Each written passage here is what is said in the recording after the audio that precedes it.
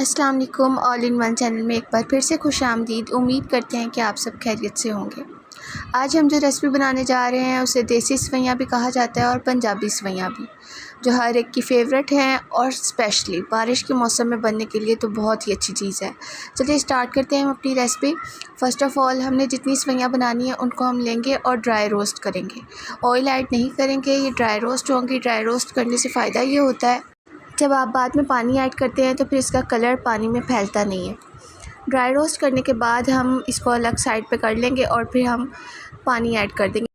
2 bowl आपके पास अगर सवैयाँ थी तो आपने फिर 2 ग्लास पानी ही ऐड करना है। 2 ग्लास पानी ऐड करके इसको बॉईल होने तक पकाएंगे और फिर जो सवैयाँ हमने रोस्ट करके साइड पे रखी थी उनको इसमें ऐड कर देंगे। ऐड करके मिक्स करके इसको हम कवर कर देंगे यहाँ तक कि ये अच्छे से बॉईल हो जाए।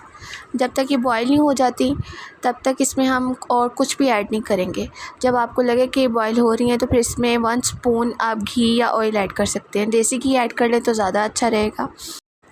फिर इसको कवर कर देंगे ताकि ये अच्छे से बॉईल हो जाए। अब ये देख सकते हैं कवर करने के बाद जब हमने इसको हटाया तो ऑलमोस्ट ये डन हो चुकी हैं। अब बारी है इसमें मीठा ऐड करने की। मीठे में हम शक्कर भी ऐड कर सकते हैं। अगर गुड़ वाली सवैयाँ बनाएं तो उसके लिए अलग से पहले आपको प्रिपरेशन करनी पड़ती है, लेकिन हम चीनी वाली बना रहे हैं।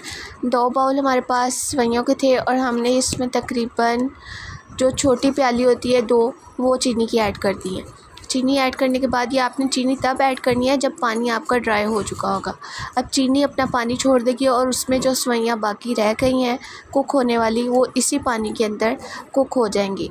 जब आप देखते हैं कि पानी ड्राई हो गया है तो फिर इसको दम लगा दें। दम लगाने के बाद तकरीबन आपने 10 मिनट के बाद इसको चेक करना है और सवैयाँ आपकी तैयार हो चुकी होंगी।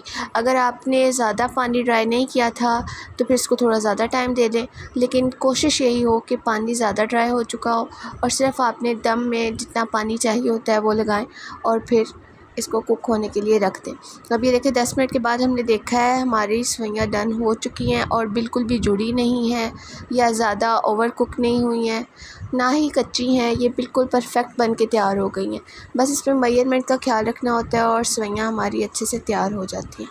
तो लीजिए अब हमारी डिश तैयार है। इसको ट्राई करते हैं, सर्व करते हैं और साथ में मौसम का मज़ा लेते हैं। आपको अच्छी लगी हो तो आप इसको अपने दोस्तों के साथ शेयर कीजिएगा, लाइक कीजिएगा और हमारे चैनल को सब्सक्राइब भी कीजिएगा। और भी कोई रेसिपी जिसको बनाने में आपको मुश्किल आ रही है आप कमेंट करके बता सकते हैं और इसको भी ट्राई करने के बाद आप कमेंट में बता सकते हैं कि आपकी रेसिपी कैसी बनी। मिलते हैं आपसे नेक्स्ट वीडियो में, तब तक के लिए अल्लाह हाफ़िज़।